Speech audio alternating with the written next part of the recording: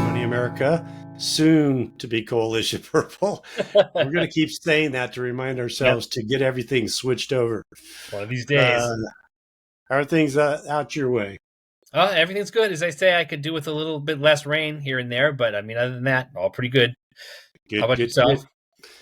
Hanging in there, other than, the wonderful opportunity of home ownership and getting to fix water heaters that break. And yeah. So we're running a little late today, but it's like literally 6 years. We swapped this out 6 years ago, and it went out again. And I flush it out, once a year. And it's like, anyways, the plumber was just telling me, he says, yeah, they just, it used to be standard kind of 10 years, and now it's just like, nah, there's so much plastic and stuff used. Yeah. Well, another thing is that where we are, we have this really hard water, at least where I am. I mean, I can't speak for that, but you get the mineral buildup in those things. It just causes them to die so much faster. It's crazy. Yeah, it's crazy. So anyways, got to be dealing with that the last couple of days. So, you know how that goes. So what's been in picking at your brain this week? Well, because we've been talking for a while about sort of the platform of what the third party should look like. I feel like there's a preliminary issue that you sort of have to get out of the way before you start talking about what the party's platform is. And that's, what are the other parties' platforms in reality? Because I think that one of the problems that we have in political discourse in this country is there's a huge misconception about what the two primary parties actually are and sort of why they are the way that they are. And I think there needs to be, for a third party to work, I think there's got to be a bunch of different things that come into play, but there also has to be a change in the way people think about the other two parties. Like, one of the things that I always argue with people about out here is that, and this is California too. So, I mean, it's different in different places, but it's like the Republicans are horrible. So we can't vote for them. They're terrible, but the Democrats are okay. Right. It's this perception that, it's the Democrats are fine and, we can just vote for them and it's okay. And unless you can overcome a hurdle like that, everyone just sort of shrugs their shoulders and votes for the Democrats. And you get what you get in California, which is, a developing bad situation. So I think one of the things that needs to happen, when we talk about, what a third party needs to look like, is coming to an understanding about what the two major political parties actually are, as opposed to, just the propaganda about things. So that's kind of the issue that's rolling around in my head. And the only question is, how much of a lecture can you and our listeners withstand as I rattle on for an hour about this? Yeah. So, well, and also that I was kind of going through the list, that we've sort of been keeping track of things we've talked about. Yeah. And, some of it's, almost philosophical in nature, and then other things that are more day-to-day bread and butter kind of things that people really get kind of riled up about. Yeah. But both are important, but it's like, as far as being of interest to most people, it's like, hey man, I'm more interested in what's going to impact me tomorrow, not, Yeah. I mean, I think that's the issue with like climate change and stuff like that. Yeah. Whether, I mean, I think most people agree something's going on. You may not agree what's causing it or whatever, but something's going on. And, but it's such a long-term issue that people can't focus on it, because it's like, that we need to work on that, but it's not going to impact me tomorrow. Yeah. So, and that sort of carries me over to the second thought that I had, which is the idea of why create a new political party versus pushing for change within an existing political party. So my thing is that if you have an issue, something that you're interested in, and I'll use the Ford Party's universal basic income idea. Right. So if you want that to come about, is it better to create an entirely new political party and then try and get the ball rolling with an entirely new political party? Or is it better to just push for UBI within, say, the Democrat Party? And I also think that a lot of political parties that have sort of come and gone and, rose up, rise up around an issue. My favorite one being the rent's too damn high party from New York, whose issue, Right? not surprisingly, was that the rent was too Yes. damn high. And so it's like, do you want to create a whole new party around that, or do you want to try and work with within the confines In the of system. the Yeah. current system? And I think that the reason you create a party is because you have a big sort of philosophical change that you want to see happen. You want to change the political system generally. You're not just trying to talk about, one issue here and there. Of course, talking about the issues eventually becomes the priority of the party. But if you're going to have a party that's going to have a lasting effect and have the potential to change the political system, you have to start with a party that actually needs to be there. It can't just be Right. some arbitrary thing that, is suited to one particular issue. And it can't be the same issues that the other parties have, which goes back to the first thing that I was saying, which is we need a better understanding of what the political parties that we're currently dealing with actually are, because I don't think that's there. And I guess this is where I start to kick off my lecture. Uh-oh. Uh-oh. Well, So, for just before you go into your lecture, I would agree with you on that, that the main thing for me on the third political party, which to kind of build on what you're saying there, um, is I kind of equate it to working with any large organization. It's a culture thing. oh yeah, It's like if you've ever worked for a large company and you want to try and make some kind of fundamental change, it's almost impossible because the culture is baked in so deeply that it's very rare that you can really change the culture of a company. And so mm.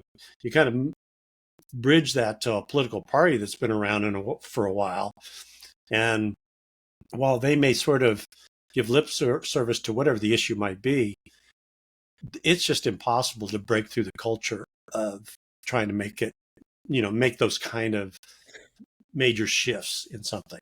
Yeah, I think that one of the dangers just in government just generally is that, I guess I'll just call it inertia or momentum, Right. maybe better even a way to say it is that once something is, you get this massive organization and everything sort of starts moving in a particular direction, how do you get it to turn around and do something else? It's really, really difficult. It's huge. It has so many moving parts. So I think in a political system where you can potentially have the constant creation of new parties just to constantly come in and fill the gaps, in the current system, that way you're rejuvenating things and you're always having smaller entities that can be more nimble and deal with issues of the time rather than dealing with, always seemingly dealing with issues of the past. So, I think that's just another reason that, changing the system to invite new parties into the discussion is an important idea because it gives diversity to the political system as opposed to the stagnation, which is what we currently have. No, absolutely. Otherwise, you end up with, in Arizona, going back to an 1864 law about abortion. That's crazy. So, I mean, it's just, or the other example I always come back to, because I used to be in the tech industry quite a bit, was I don't know if you remember the 1984 commercial that Apple did during the Super Bowl that, Yeah, you know, it's all about breaking up, the man who was IBM at the time. And now look at Apple. It is the exactly. man. It is the man. But that's what I say. If you have if Apple's a great example of a way to look at this in the corporate world. You have something new come along that shakes up the system and gives people options and opportunity. Yep, And then over time, because it was a good idea, it grows and becomes big and unwieldy. And now it's time for something new to come along. And exactly. those type of things can happen. And one of the reasons we have laws against monopolies is so that you don't crush out new ideas. And the political parties are a monopoly. And they Absolutely. use their power to crush out new ideas or new opportunities. And as they say, so as a population, if we can create a movement to get rid of the monopoly, then maybe in the future it'll be easier for more ideas to come into the system, which to me can be nothing but better. Yeah. No, absolutely.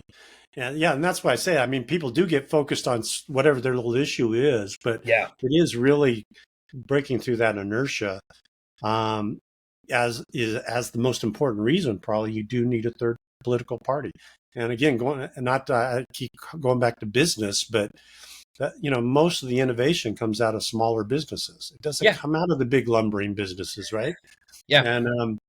And same holds true with government.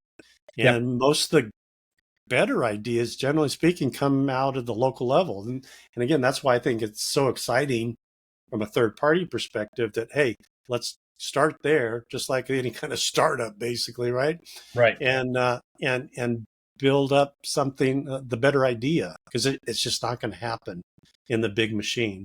Yeah. There's good people. I always talk about here. Mike Levin's the rep for the for 49 here. Nice, really nice guy, and all that kind of stuff. But he's part of the machine. Right. And that's And the issue. as hard as he even wants to try, it's only going to go so far, if at all. Right. Right. And that's what I say. And that's why it's time for a shakeup. It's time Yep. for political change. But that goes back to sort of my original point is, how do you make a party that actually has staying power? And I think the only way to do that is to determine what's needed in the political system. So you're Yep. not just doing the same things that the other party's doing. And so one of the things that I wanted to talk about today was this concept of right and left, because you hear that all the time. You have the far right, you have the far left, and the Republicans represent the right, and the Democrats represent the left. And then there's this sort of idea about, what far left and far right government actually means, right? You're creating a spectrum, right? There's a left and a right. Right. And so where do those parties actually exist on that spectrum? And so what are the ends of it? How do you define the ends of the left-right spectrum? Because the terms that you usually hear is like the very farthest far right you get is fascist. And Right. the very farthest far left that you get is communist. Right? So Right. those are the ends of the political spectrum, fascism and communism. But the problem with that concept and thinking about things in that way is there's not really a lot of difference between fascism and communism. They're both totalitarian systems. They have Right. different rhetoric to try and convince people that they want Yep. different things. The communists are saying that it's about, class and labor, Yeah. and the fascists are talking about it being a nationalistic idea. It's about, Right. the fatherland or the nation or whatever. Right. But at the end of the day, if those two things are the same thing, then you Yeah. don't have a spectrum anymore, right? Right. They're the same thing. They're both on the totalitarian end of the spectrum. So Yeah. what's the other end of that spectrum? Anarchy. So if you Right. really want to understand, like, if you want to create a system of thinking about things to understand where the political parties are, that's the real left-right spectrum. Totalitarianism, where the government is responsible for everything, Yep. and anarchy, where the government is responsible for nothing. For nothing. And so I think when you start looking at that way and you start looking at the two political parties that we have, both parties on that spectrum are left of center. They both are just dedicated to advancing their own interests, accumulating their own power, concentrating that power generally in, among a few people that control basically every aspect of everything, everyone's life. And Right. then I think that also explains why a lot of the time when people talk about the UniParty, it's like, well, the Republicans and Democrats are kind of the same, blah, blah, blah. But that's why. Right. Because they're not left and right. They're all No, they're not. about power and governance and taking control away from the general populace. But what that also means is there's this huge expanse on the right side of the spectrum where you could have a lot of influence. And anybody who's votes for Democrats and Republicans, but really aren't a Democrat or Republicans, they don't necessarily agree with them. They just vote that way because they're picking the lesser of two evils. Right. Well, there's this huge expanse where their ideology might lay and a third party could exploit. And the reason I bring this up is because all the times over all the years I've been looking at third parties and trying to figure out a way to vote for one or have one or change one or anything, Right.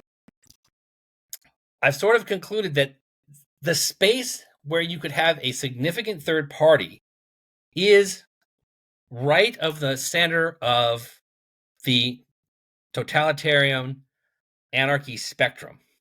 So a party of essentially free ideas, smaller government, um, less regularization, not marginalizing people like the state wants to do, because the state wants to control you, so it wants to label you, to Right. get away from that. And that's the thing, because that's where the idea of the uniparty comes in, and where you have the opportunity to create a new party that actually has an ideology that's different from the uniparty. And Right. as I say, so when you start thinking about what the platform of a new party needs to be, it has to be, I think, in that area of the spectrum. Otherwise, you're just repeating what the other two parties are doing. No, absolutely. I mean, I guess taking it from that abstract to the practical, it kind of goes back to what we were talking about before about being fiscally conservative, yet liberal in terms of rights and liberties and all that kind of stuff, which, you know, some people might think those things can't coexist, but I think actually they'll coexist better I do too. if it's really done with the right intentions. And you can't, if the right now there aren't, the political system incents people, to your point, of just driving power. It's not really Right. about necessarily finding what's the optimal solution for people to enjoy life and live a free life and all that, yet not go, bankrupt the country. Right. Right. And so, I think that's kind of the real practical piece of it. Um, and I think it's very doable. And I think, again, if it's done right, it actually improves everything for everybody financially, freedoms, all that kind of stuff. So I think that, to your point, while they're worrying about the power part of it, it's like, okay, well, it's almost kind of like trying to swing the power back. I know a Yeah. lot of people say this, swing the power back to the people versus the power brokers, right? Right. Decentralized. Easier said than done. Oh Easier yeah, for said than sure. done. For sure. But at the same time, that is the space where it, while they give it a lot of lip service, but nobody's really doing anything about it, that a third party could fill that gap. Right. And then Yeah. the slippery slope for any party is eventually, if that party became the most powerful party, Right. it would probably move to the more totalitarian end of the spectrum too, because it would Absolutely. want to concentrate power in itself. But the idea would be that if you could create a system that encourages new parties to come along, that when that one moves in that direction, a new one comes along to replace that one too. So you always have a refreshing of the political spectrum, essentially. Yeah. Yeah. Well, how would you do that? I mean, because I think the operative word that you said there was monopoly, right? I mean, in the business world, you really don't. Although we got lots of monopolies, people just, you know, people always talk about and are concerned about the Russian oligarchs. It's like, well, we have our version of that, Yeah. in many different ways here. Um, and so, but how do you do that? On one hand, again, it's that fine balance of, hey, you want to provide the environment where people can really thrive and grow and, you know, do these unbelievable things. Yet at the same time, they become a victim of their own success, right? Where man, I don't want to give up any of this stuff. It's the Apple versus IBM thing from Yeah. 1984. And then Apple becomes, Big Daddy. Yeah. So that's the interesting part is how could you prevent that from happening? Well, you're not going to prevent it from happening, but how do you build the structure so other new organizations can bubble up? Yeah. And you seem like you start getting into like arbitrary, um, you know, levels where people, okay, you can go this far, but after that, new people have Yeah. to come in. Being arbitrary usually doesn't work out too well either. Yeah. Arbitrary is no good. But I would say that basically, and also because it sort of aligns with the philosophy of, I think, what the party would be, and that is just access and freedom. Yeah. Um, the way that you like, this was another thing that I was thinking about, this week, is that I strongly believe that, the government, whether it be state, local, federal, for the most part, should be a regulatory body. You know, everybody Right. needs to understand the rules of the game. So you have to expect that um, the government is going to set down regulations that people can comprehend. And that's always the problem with the Libertarian Party, is that they're so far to the right of the spectrum that we were talking about that they're basically in anarchy land. And once you Right. hit that, then Right. nobody knows which direction to Can't drive up the function. street, and you don't know if red means stop or go. Right. So you have to have the regulatory body. But what I think needs to be avoided is gatekeeping. And I think there's a lot of gatekeeping baked into our political system. The two parties are, Yeah. trying to hold on to their power. And so they pass rules and laws and regulations and, suppress speech and do all the things that they do to try and ensure that they have an opportunity to hold on to power. And so one of the things that attracted me to doing this podcast in the first place is the idea that here is a way where you and I, just two regular old farts, Yep. can get out some ideas that maybe somebody likes or finds useful or turns into something else. Or maybe a lot of people stumble upon us and we start, talking to a, Right. to a bigger audience and stuff too. And then if you can get rid of the gatekeeping, then those ideas have an opportunity to rise up. But Yep. again, I don't live in fantasy land. I understand that that's the difficulty is. But as so sort of on the right of our new spectrum, fighting for free speech and access to that speech has to be one of the most important things that Absolutely. people do. Because if you have no ability to get out ideas or to challenge the power structure, well, I mean, there really is no way to break into it. You're just Right. waiting around for the revolution to start. Right. Exactly. And I mean, there again, there's no perfect model. Free speech comes with its issues, right? So people Absolutely. can say anything that they want, even if it's not true or all that kind of stuff. Yeah. But that's also the turnaround is, well, you also have the free speech to confront that and deal Exactly. with it, right? And so, I mean, in an ideal world, that's kind of what you want is, hey, it sort of is kind of like the capitalist marketplace in that respect that, hey, the best idea or whatever is going to win out, right? Yeah. Ultimately. Now, obviously the tricky part of that is these days with things like social media and stuff like that, people don't even know what to believe, right? Right. But I put that blame. It's easy to blame the social media companies, and they do have some things they should probably get blamed for. Yeah. But at the same time, I also put that blame on just all of us. It's like, For sure. listen, if you don't do your own fact checking, Hmm. and somebody sends you something and it just doesn't quite smell right, but you still go along with it, that's on you Right. in my mind, right? And so we all make mistakes, or we all get kind of led down a path sometimes that with all good intentions. But generally speaking, a lot of these things, you know, you, as that's our responsibility as citizens is to be educated Right. and to at least ask a question. Come on, And so while it's not perfect, as far as the whole freedom of speech thing, that's the way you are going to generate the best ideas ultimately. Right. And where people are being, anti-Semitic, or they're, threatening all kinds of terrorist things or whatever, we need to point them out. Yeah. I mean, You got to that's get that it. you got to fix it, and you got to point it out. And but that's on all of us. That's to your point, if we think the government's going to do that, well, there's not enough people in the government to ever get it done. Now, It's up to now, all of us. yeah. Well, that's the other thing about sort of putting the political party on the spectrum where I put it is that parties and people generally more or less do what they feel is in their best interest. Absolutely.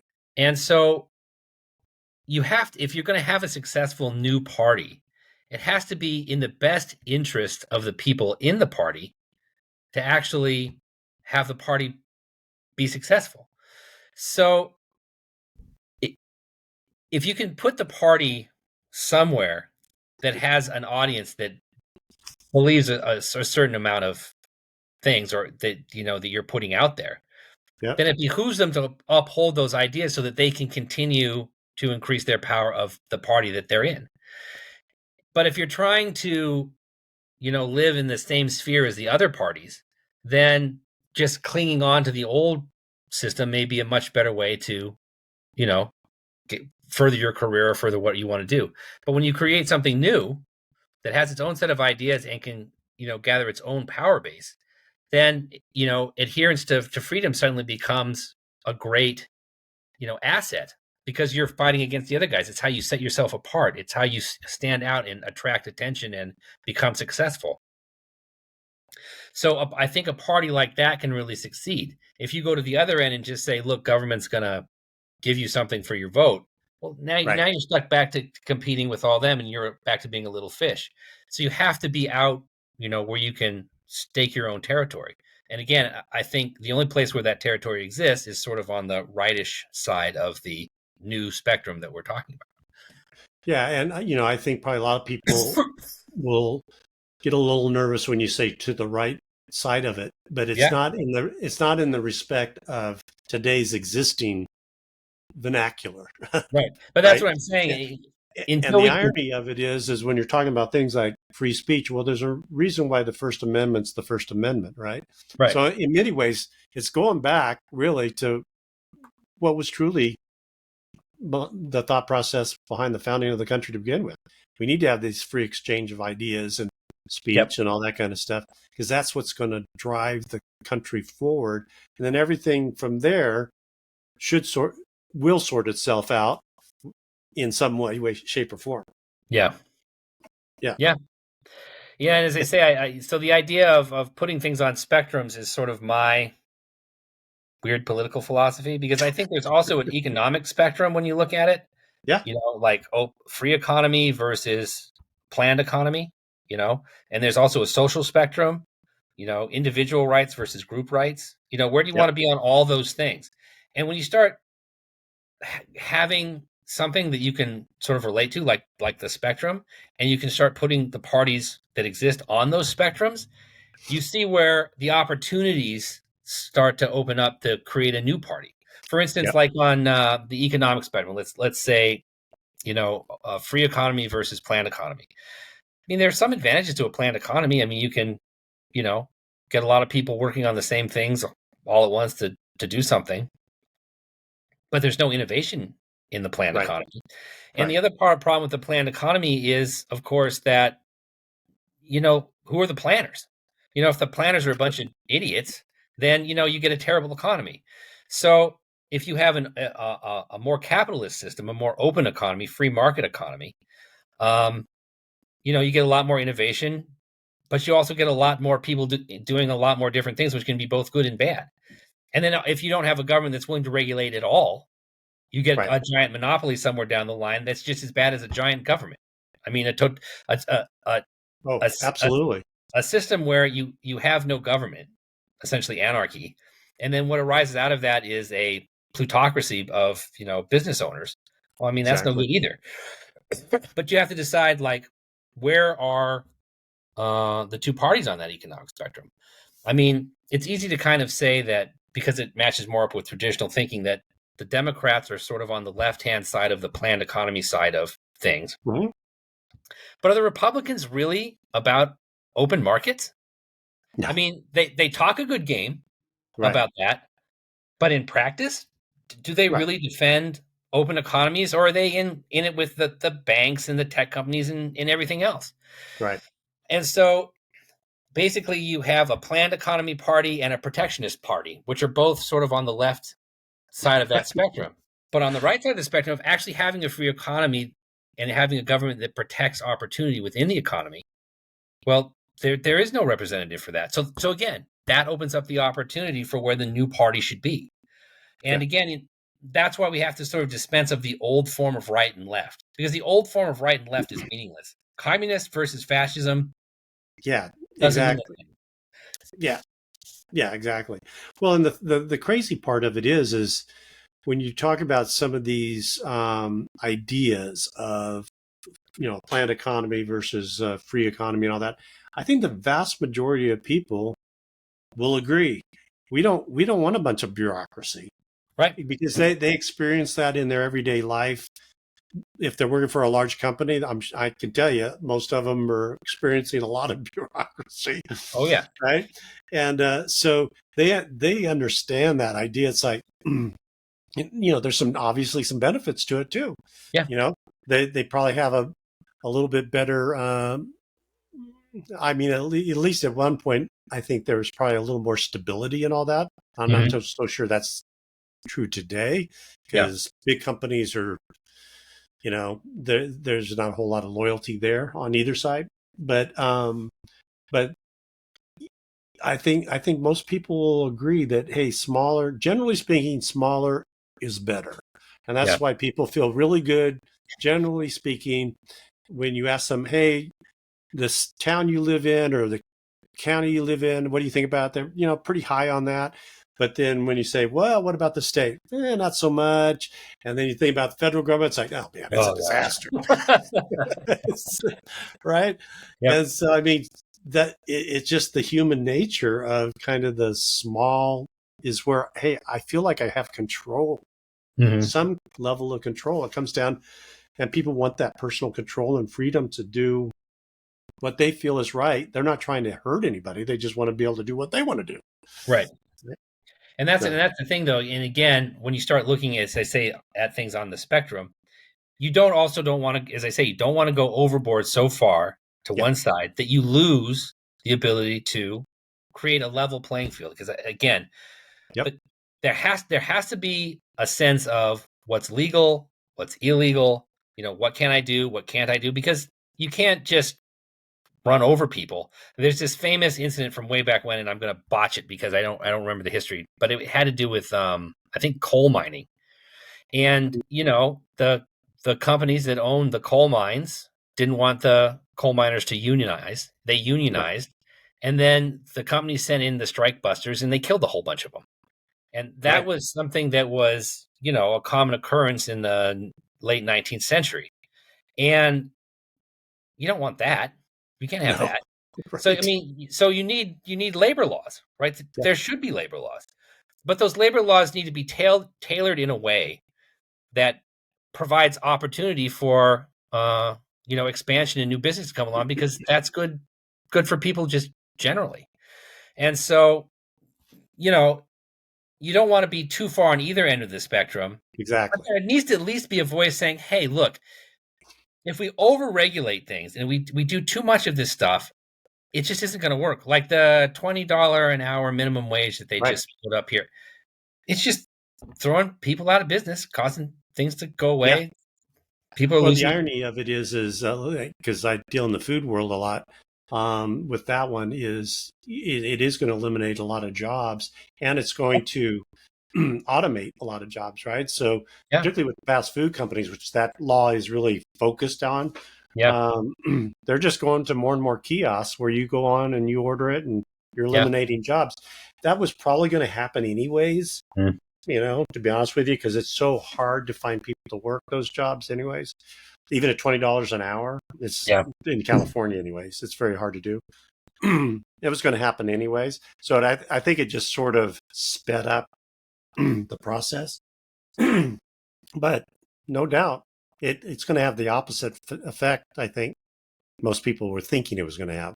Yeah, you're certainly not going to see an expansion of franchises within California, and when you lose, Right. the franchise businesses are a big form of people starting to really get ahead. To really Yeah. start having a business of their own, and to get a Yep. chance to really find a way to be really successful. And as you put in laws that limit that, you just kill your own economy. You're shooting the golden goose. Right. Right. I like this idea of the whole spectrum thing and looking at it at all the different levels, whether it's financial, social, whatever. Um, and that just in itself is really not what either of the other parties even look at. I mean, they're just looking at a specific little pillar of some issue, and they're not really looking at, okay, what's the optimal situation here on the spectrum? Because you Right. have all these things interacting with each other, right? Yep. And it's never really looked at it that way. Because again, I think most people would agree, hey, there's some balance here. It's like the minimum wage law. It's not to say that the intention was bad, Right. I don't because think it was bad intentionally. it's not that the intention's bad. It's just at what level and how do you really, put that forth without killing the goose, Right. which is But what's happening. and as I say though, but a part of the reason I think that that's a really good example is because the reason that that happened is because there is no contrary voice in Right, California governance, and right, that's why you need a new party. The Republicans just fall down on the job because, frankly, they don't actually care, at least not as right, far as I can tell. And so there's no opposition to the echo chamber that are the Democrats, so that the Democrats like the idea of just like raising the minimum wage infinitely. There were even some people running on like a $50 an hour minimum wage. And right, so it's like there's this idea that you can just infinitely raise the minimum wage and there's no pushback. right, Right? So it's not even that, you need the new political party just because it's neat to have, an extra party. You need the new political party because you need to have a robust discourse when these ideas come up and say, hey, is it actually a good idea to do this? Because, in some circumstance, somewhere, somehow, maybe it would be a good idea. right. But in this particular circumstance, when you consider the disparate impact it's going to have, especially on, you know, generally low paid workers who are going to get fired and now are no paid workers, Right. as there should have been somebody there saying, hey, this Yeah. this is a bad idea. Yeah. But really, the Republicans are just gone. They're just Right. they're just Right. worthless. Yeah. So Yeah. Exactly. No, I like this. So yeah, we'll definitely need to add this as kind of one of the pillars to this whole platform thing, because I think that's a really good approach. That yeah, nobody's really kind of taking that look at it. It is sort of a three-dimensional chess kind of thing in yeah, terms of it's tough. kind of where all these things kind of interact with each other. But the reality is, it's a complicated thing. Right. I mean, it is trying to strike that right balance is not easy. Yeah. Um, and and then convince people to spend enough time and pay attention to enough of those nuances that they can help push it forward. Yeah. Because I mean, I agree with everything you said. I think the biggest challenge continues to be is getting people to just stop and understand the situation for themselves and be Yeah. self-educated. Yeah. That's the hardest part for even the existing parties. That's Yeah. the hardest part for them, right? And that's why they end up focusing on 10-second sound bites, because they know that's all they're going to get. Yeah. And so that's kind of a fundamental issue we're all going to have to deal with. But I guess we should probably about wrap it up here. I'll leave you Yeah, we one kind of thing went that. long. Oh, no, it's a great discussion, but it also brought me back to one of my favorite books. I recommend this book to everybody I ever come in contact, regardless of what the conversation is about. It's called The Greatest Management Principle. I don't know if you've ever seen it. It's this little thin book. I think I got it up on the bookshelf here. Um, but the whole premise of this, it was written back in like the 70s. The whole premise is those things rewarded get done. That's the Yeah. greatest management principle. Yep. And when we say rewards, I'm not talking specifically about financial stuff. I Hmm. mean, that could be one, but there's a million other kinds of ways you reward people, right? Freedom, right? Yep. The ability to innovate. If you want to incent people to be more empathic or whatever the case, there's lots of different rewards out there. And when we have these kind of conversations, I always come back to that. It's like, just figure out what the incentive is, because to your point, right now, the two major parties, they're incented all about to gain more power and Right. to do whatever they can to convince people that, hey, we need to be put in charge. Yeah. And that's the incentive, Exactly. you know? And so for a third party, the incentive needs to be something along the lines of, hey, we're successful when people are incented to be freer, you know, Exactly. focused on doing the right thing for themselves, not because somebody's telling them to do it, right? Right.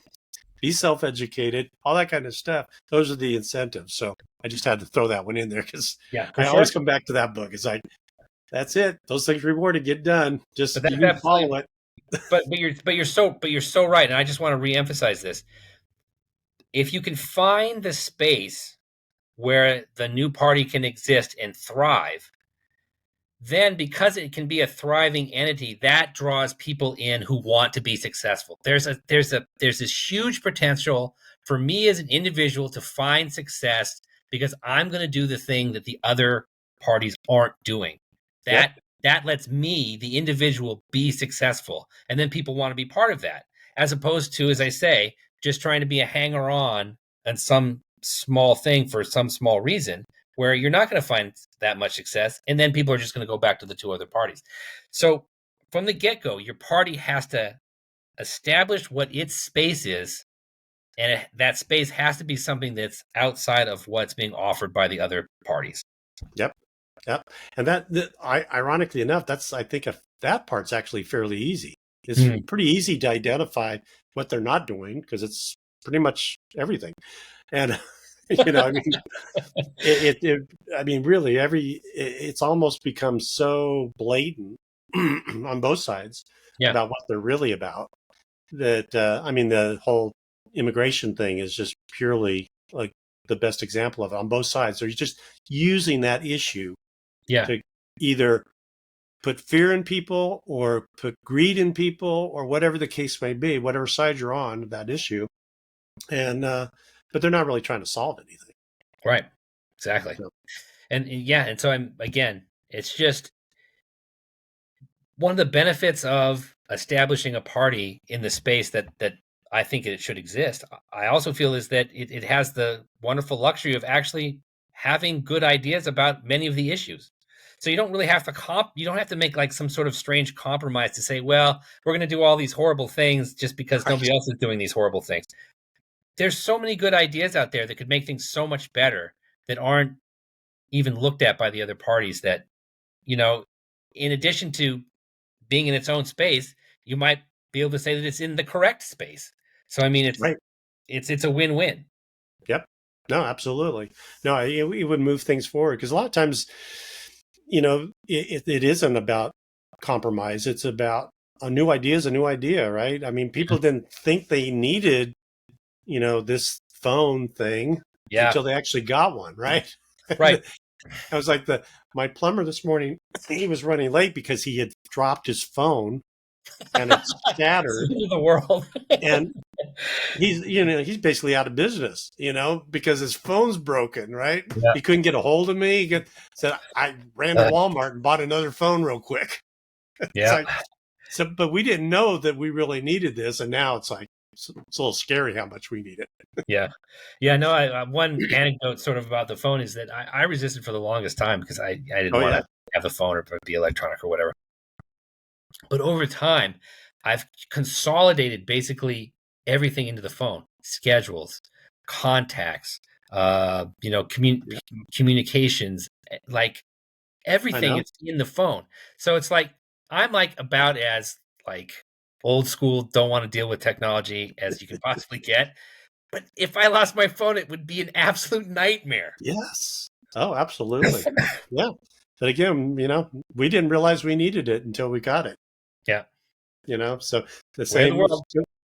and that's the way it's going to be with a lot of the political stuff. Yep. We won't even realize it until we actually see it, Yeah. how it could be. Doesn't have to be all this infighting and crazy crap going on. Nope. Nope. Shouldn't be. All Coalition. right. Huh? Coalition. Exactly. Absolutely. It's all about coalitions because you can have several different ideas that are good Yeah. and hey, put them together and one Right. plus one equals three, right? There you go. The end result is bigger than its parts, or what is it? Exactly. Exactly. So, all right, man, this is good discussion. And I don't know how we need to start crafting how we can really articulate it in, all the different ways. But, I mean, I love the whole spectrum concept. I think that's just beautiful because Yeah. that's exactly what it is. Not only changing the paradigm of what today's spectrum is, people Hmm. think the spectrum is, but this whole new thought process of where the spectrum really starts and what really is the center now, and in terms of when you're thinking about it, all these different levels. That's really good. Good job. Yeah, well, that was a long one, but we'll catch up again next week. We'll only go 15 minutes next week. Yeah, give people their time back. Exactly. Yeah. All right. Well, have a good weekend. Yep, you too. Talk to you soon. Take care.